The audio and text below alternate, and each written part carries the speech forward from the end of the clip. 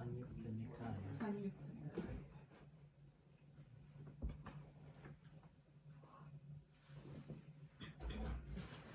Something to do with Ananda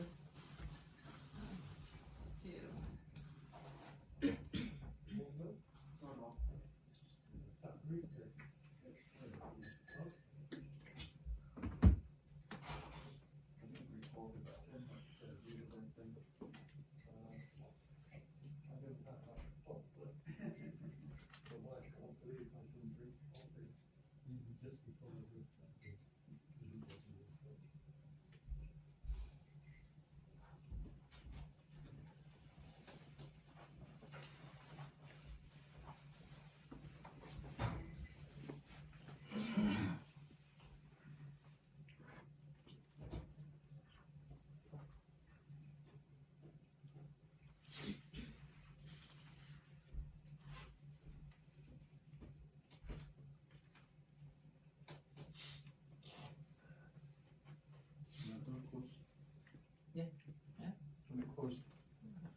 You can.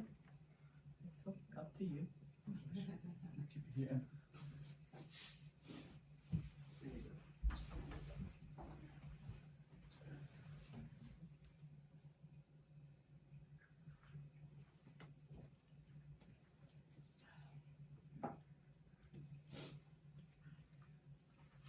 Okay.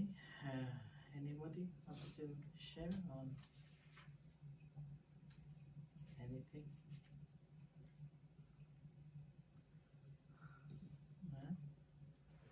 No?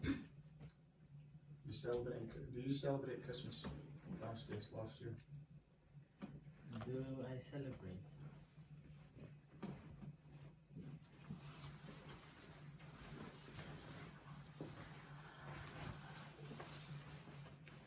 If a celebration, then not a celebration, but I enjoy having some activities with the children.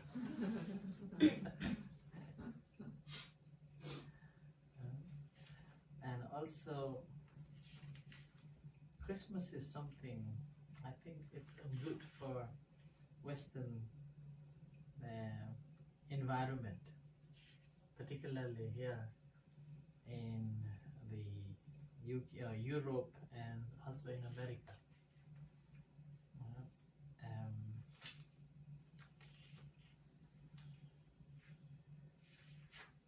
When I was in Australia,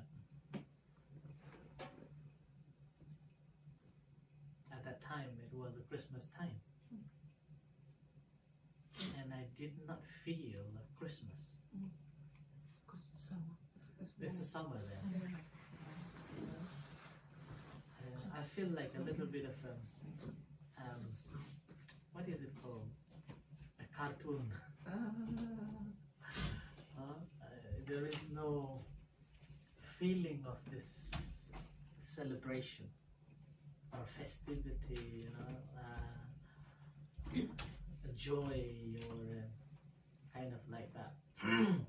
Whereas here, Christmas is like, it's a real thing, and you really feel it. This is Christmas. Everybody's talking, everybody's looking forward to it, and in a way, because of the Christmas, sometimes I felt like people forget the coldness, the darkness, and that's why I feel like Christmas is needed here in the West, particularly Europe and America. So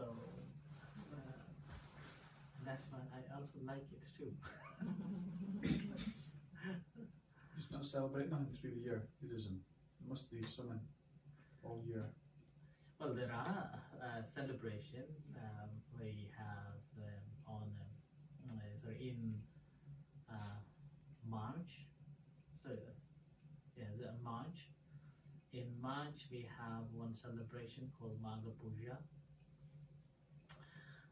and we have the May Vesak Puja, and then we have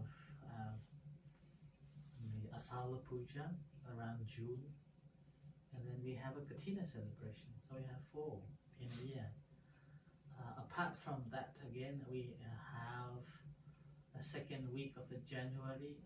We have a special service we have in our center. That's remembering our departed relatives and making a merit and dedicating it to them. That's the extra. And then we have a New Year. That's in April. That's extra. That's an Asian New Year celebration. That's an extra program. And then overnight chanting. So New Year. It's like on the 31st, we will have overnight chanting. So that's extra other things here in our center.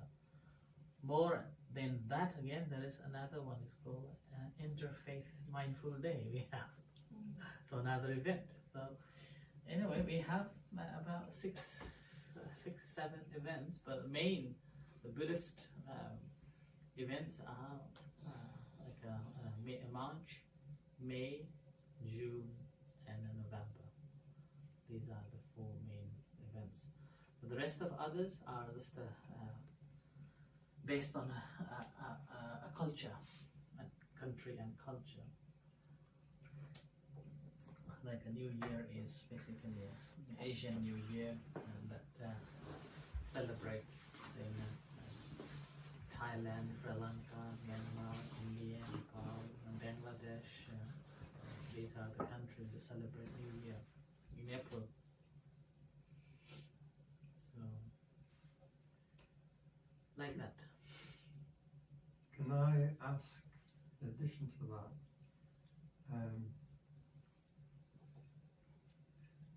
Christmas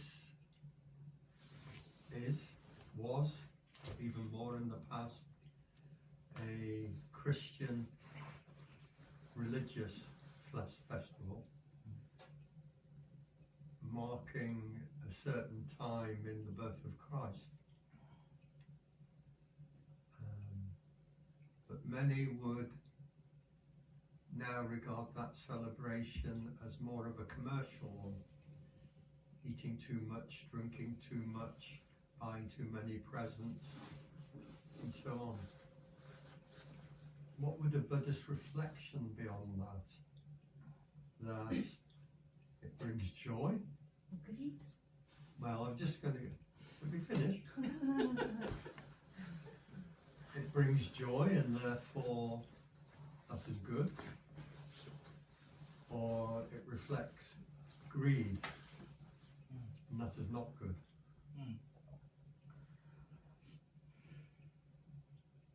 So,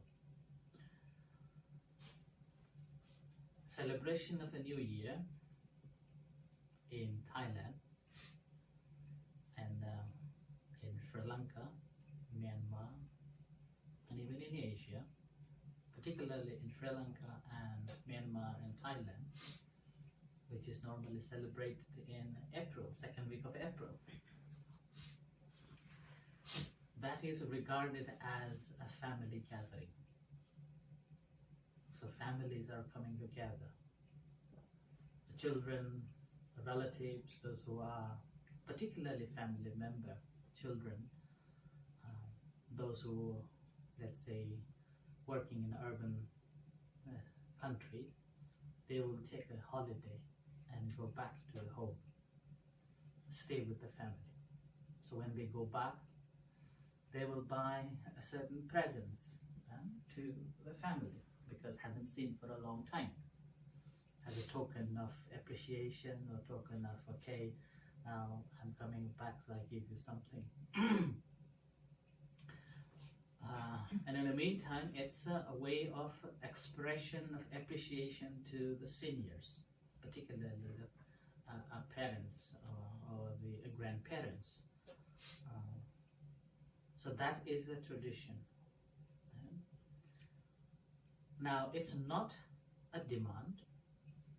It's based on a person who is traveling from the urban cities to the village or the house. So it's his choice or her choice to buy things for family members.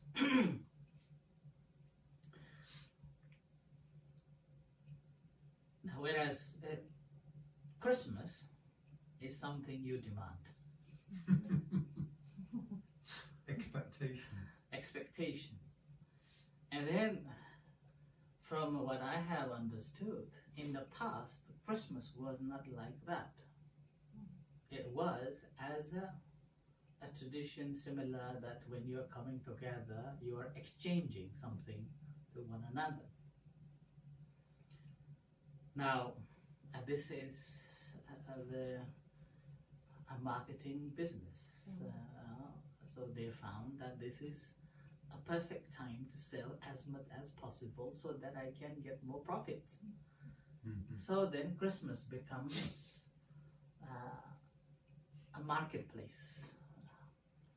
As a result of that, probably if I remember correctly, around 10 or 15 years ago, they invented new selling strategies called the Black Friday.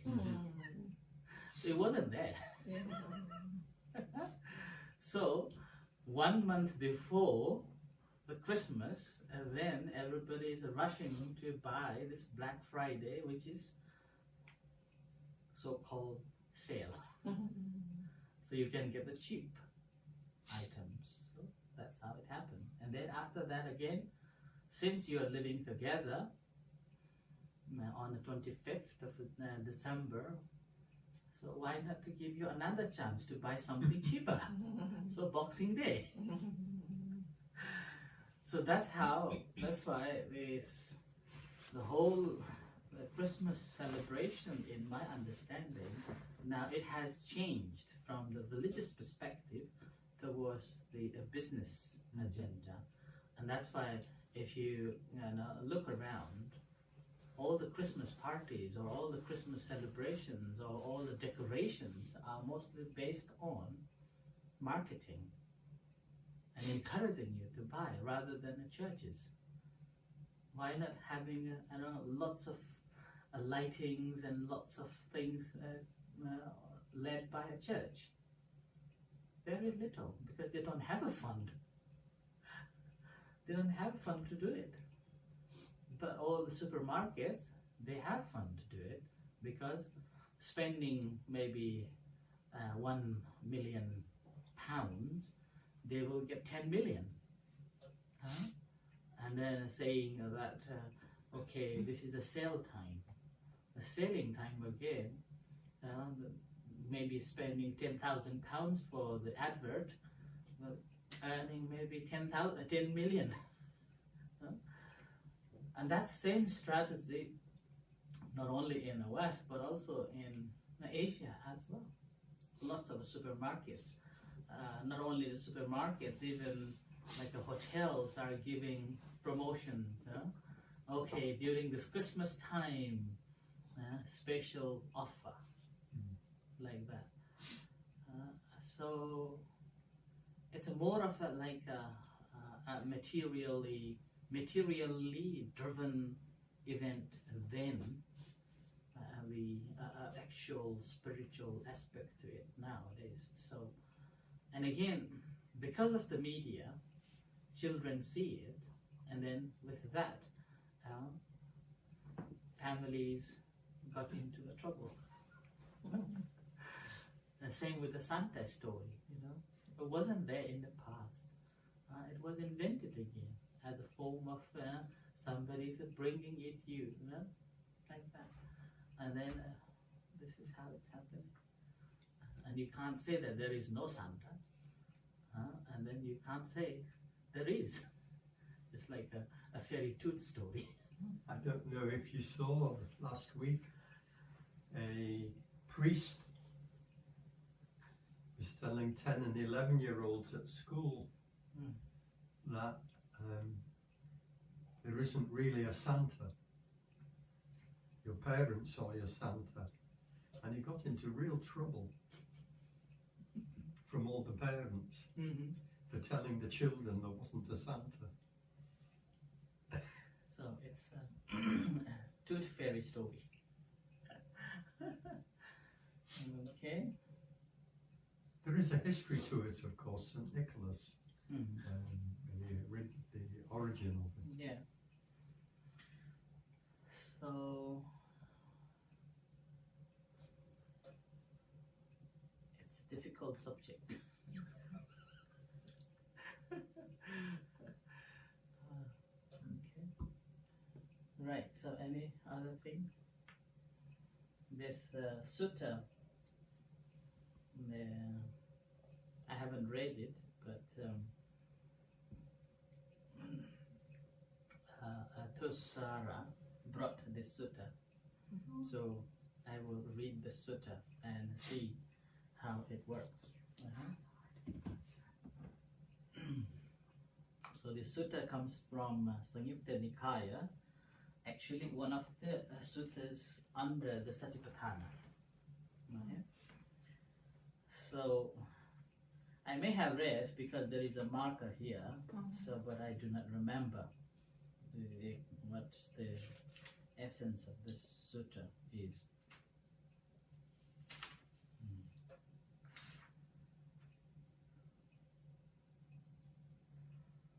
So this discourse goes like this. Then in the morning, the Venerable Ananda, dressed and taking a bowl and a robe, he approached the bhikkhuni's quarters and sat down in the appointed seat. Then a number of bhikkhunis approached the Venerable Ananda, paid homage to him, sat down to one side and said to him, "Here, Venerable Ananda, a number of bhikkhunis dwelling with their minds well established in the four establishment of mindfulness perceive successively loftier state of a distinction. So it is, sister, so it is. It may be expected of anyone, sisters, whether bhikkhus or bhikkhunis, who dwells with a mind well established in the four foundations of a mindfulness, that such a one will perceive successively loftier state of a distinction." Then the Venerable Ananda instructed, exhorted, inspired, and gladdened those bhikkhunis with a Dhamma talk. After which he rose from his seat and left. Then the Venerable Ananda walked for alms in a Savatthi. When he had returned from the alms round after his meal, he approached to the Blessed One, paid homage to him, sat down to one side, and reported all that had happened. So this is the initial story, the background. Normally, monks are not allowed to go to the nuns' quarters. Okay? So from this discourse, it suggests that before that rule came,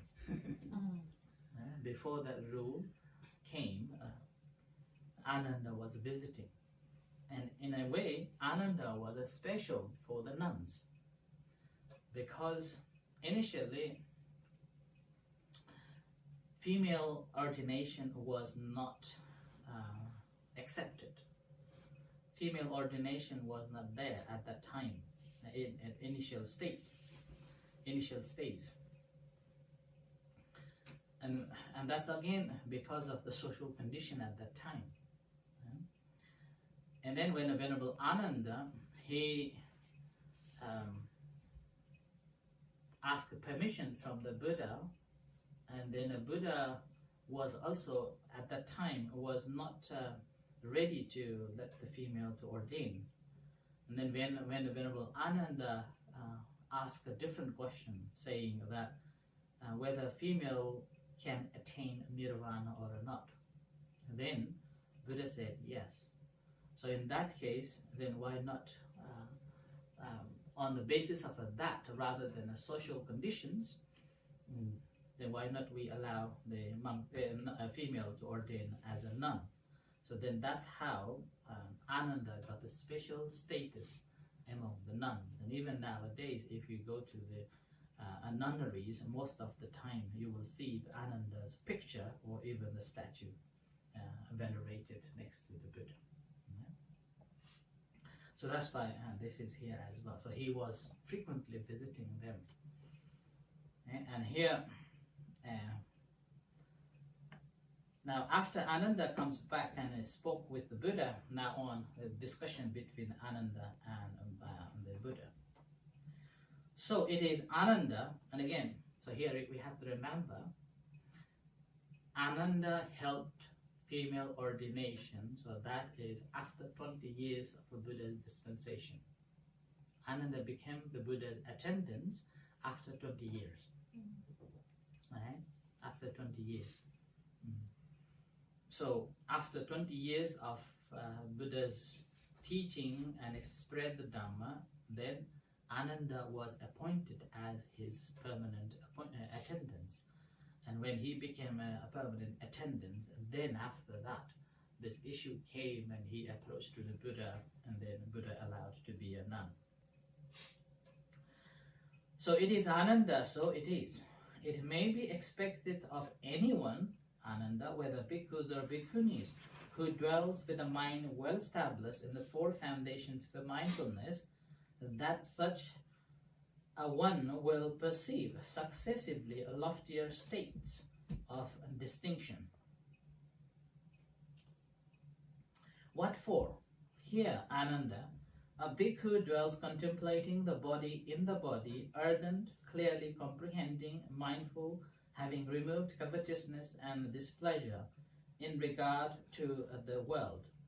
While he is contemplating the body in the body, there arises in him, based on the body, either a fever in the body or sluggishness of the mind, or the mind is distracted outwardly, that bhikkhu should then direct his mind towards some inspiring signs. So inspiring signs. When he direct his mind towards some inspiring signs, gladness is born. When he is gladdened, rapture is born. When the mind is uplifted by rapture, the body becomes tranquil. One tranquil in body experience happiness. The mind of one who is happy becomes concentrated. He reflects thus, the purpose for the sake of which I directed my mind has been achieved. Let me now withdraw it. So he withdraws the mind and does not think of examine. He understands without thought and examination, internally mindful, I am happy. So I have to go and see what is the 145.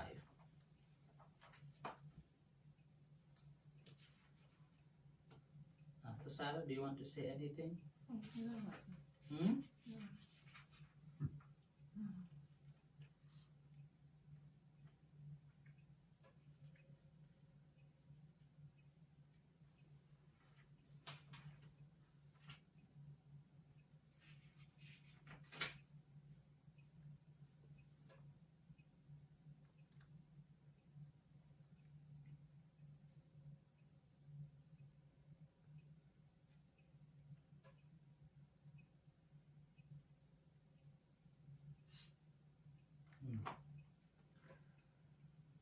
So it says, while he is contemplating the body in the body, there arises in him, based on the body, either a fever in the body or sluggishness of mind, or the mind is distracted outwardly, and that bhikkhu should then direct his mind towards some inspiring sign. So, it is, in a way, is talking about the hindrances. Right? So, fever is like a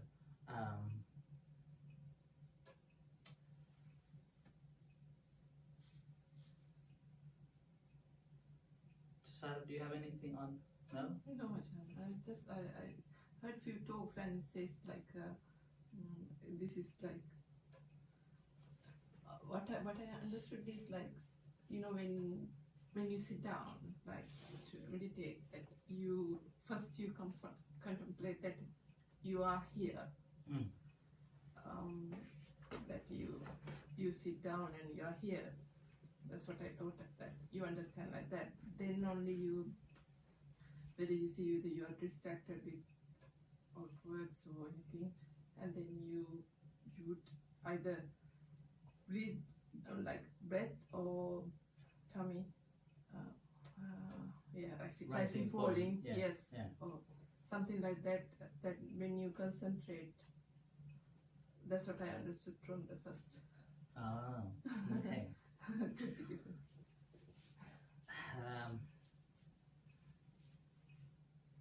I'm just trying to put it into a sentence. That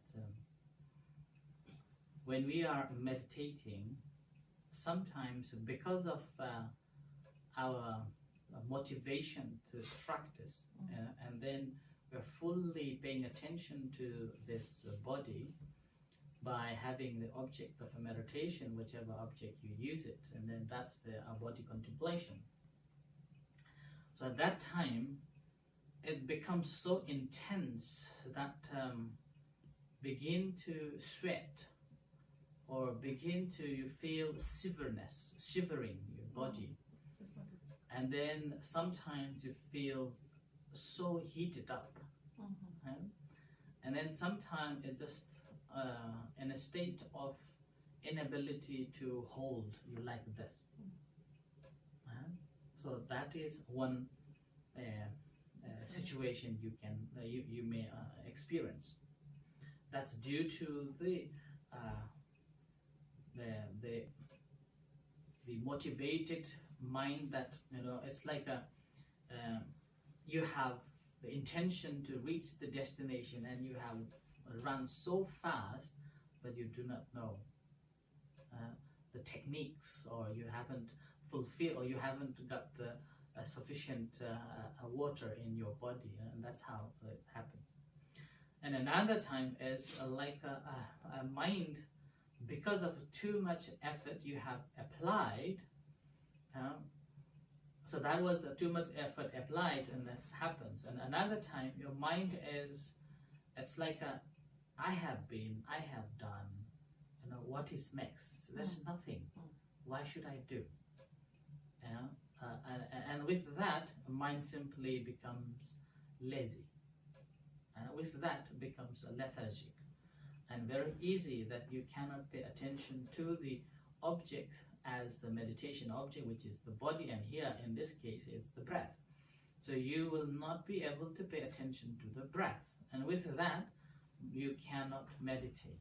You simply either you become restless, or you cannot pay attention to, or just become a sleepy. And then the third is that because of when you pay attention to the breath, which is the body, and in this case, when you pay attention to the breath, rather than ability to pay attention to the breath, all the other stops comes in, and we will be thinking of that, and we go along with that thought.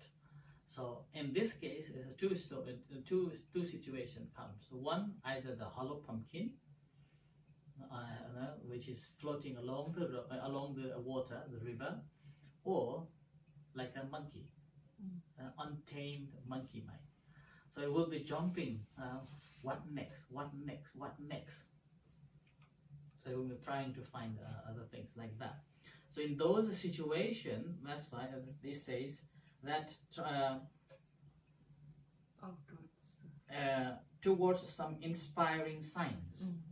So inspiring sign, when we were studying the Anapanasati on the fourth base, the fourth principle, at that time we were discussing about developing the nimitta, or the sign, that you feel comfortable and you feel that this is the place that really helps me to pay attention to, and you can come back. It's like creating a home base.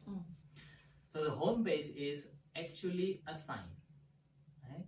And that sign sometimes doesn't work. It's because it doesn't have much juice.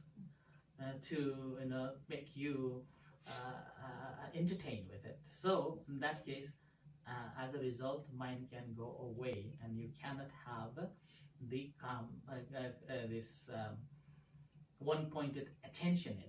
And with that, there is no calmness of the mind, and you cannot attain the further stages, so-called absorptions. Right? In that case, again, we also discussed on that day that we have to have the faith on the Buddha Dhamma Sangha, or on the teacher, or some kind of a spiritual being, that they have worked on it and they have managed to maintain their concentration, and also they managed to liberate themselves. So when we have that, then in this case, when you are going back to the breath again and you cannot meditate, or just the mind simply goes on and on, then in that case, the interesting or inspiring sign is basically thinking of the Buddha. So in that case, now in this case again, we have to go back to another sutta. If I remember correctly, I think it's Majjhima 2. That is remembering the qualities of the Buddha. Right? That Buddha, how kind he was and how compassionate he was, that after he liberated without expecting anything, he has bestowed this path that when we practice, we can experience it, we can see that. So before he attained that this knowledge, he's also spent a lot of time, a lot of sacrifice. So he didn't stay still until he attained it.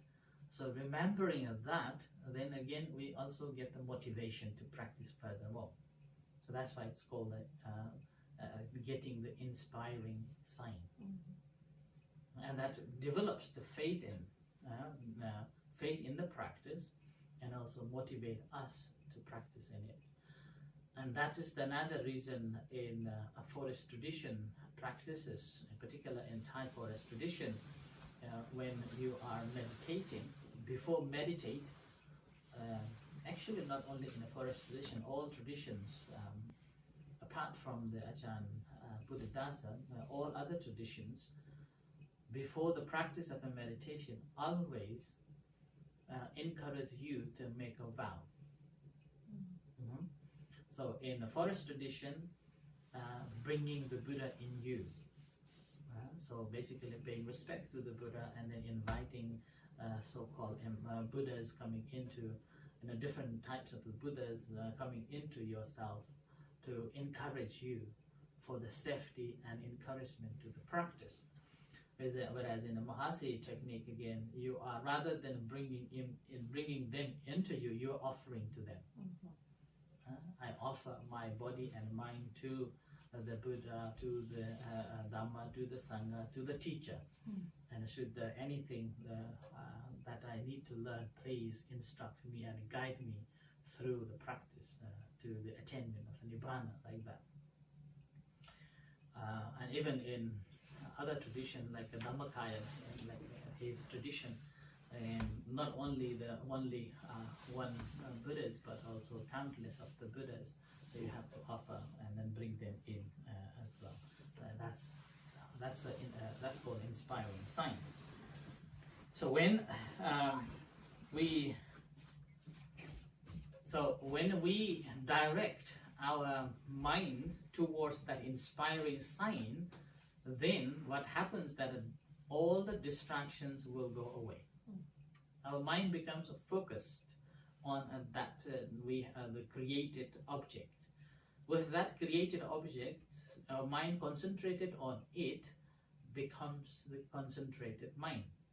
With that concentrated mind, then again now on, we are moving into, if we are coming from the Anapanasati, then going into the rapture. Right? The second tretra, so the mindfulness of the sensation, piti, sukha.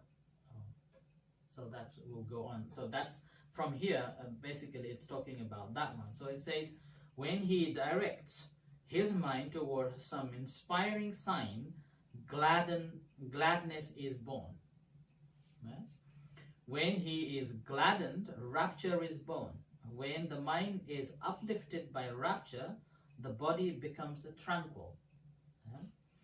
One tranquil in body experience happiness. The mind is one who is happy becomes concentrated. Okay? He reflects thus, the purpose of the sake of which I directed my mind has been achieved. Has been achieved. So let me now withdraw it. So you're coming back from that sign which you have adopted. So coming back. So he withdrew the mind and does not think or examine. He understands without thought and examination, internally mindful, I am happy. So after you withdrew from the Buddha, suppose you have taken the Buddha as an inspiring sign, when you come back to the breath, that time you're not examining, you have left it there. Right? So that's how you then again become happy.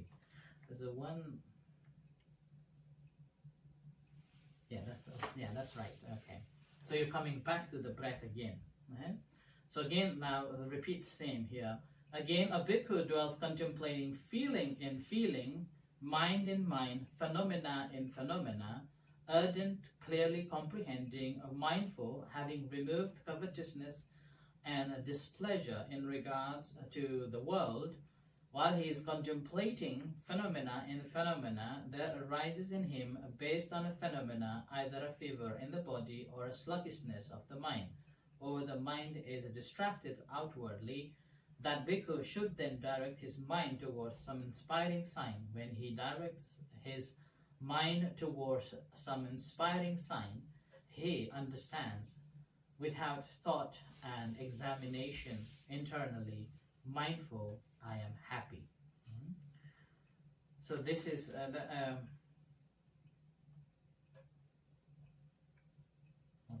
so that's same. So that repeats the 4 foundations of a mindfulness here. Okay? It is in such a way, Ananda, that there is a development of a direction. So development of a direction here.